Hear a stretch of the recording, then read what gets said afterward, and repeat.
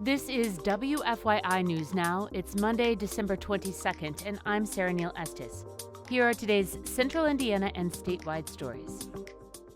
Indiana residents face foreclosures at increasing rates.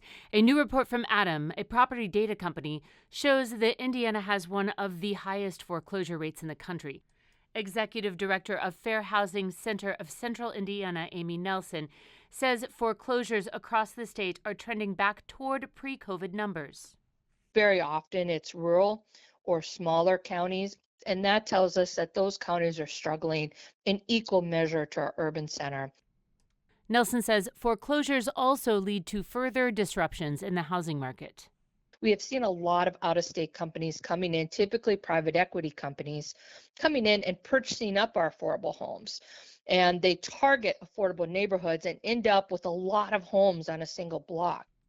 According to the most recent month of data, Indiana counties that are the hardest hit by foreclosures are Martin, Pike, Perry, and Lake counties.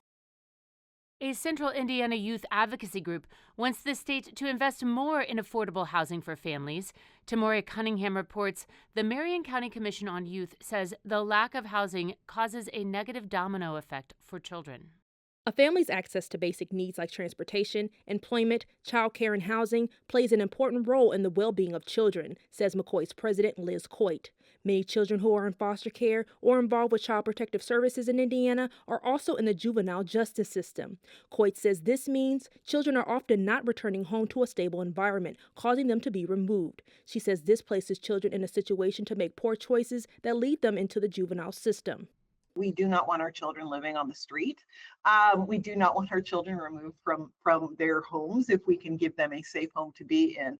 Coit says Indiana should look at models other cities are using to create affordable housing so more families in the state can have stability. I'm Tamoria Cunningham.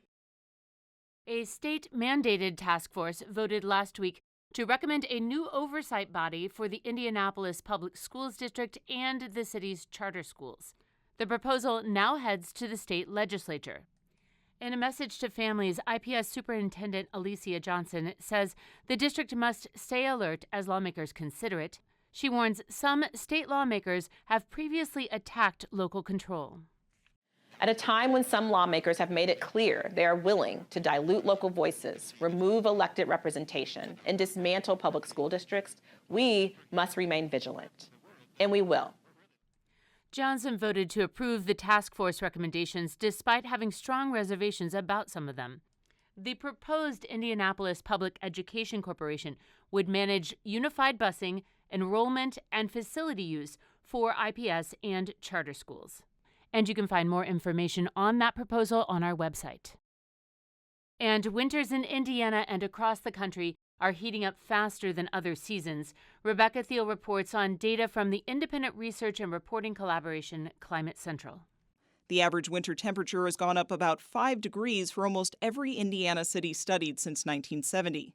South Bend was an exception. Its winter temperatures rose less than 3 degrees. The city's also had an average of 11 more days where winter temperatures were above normal. Climate Central says warmer winters can lead to lower fruit crop yields, a longer allergy season, more disease-carrying pests like mosquitoes and ticks, and less money for ski resorts and other industries that depend on snow. La Niña weather patterns are also expected to make for a wet winter in Indiana. Winters in the U.S. are warming the most in Alaska, the upper Midwest, Northeast, and the Ohio Valley. I'm Rebecca Thiel.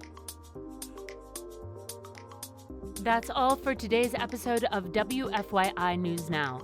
Our podcast is produced by Zach Bundy with support from the news team at WFYI and public media journalists across the state. Kendall Antron produced our music. And if you liked today's episode, remember to subscribe and share, and follow WFYI on Facebook, Instagram, TikTok, and YouTube to get the latest updates from our newsroom anytime. Thank you for listening. We'll see you next time.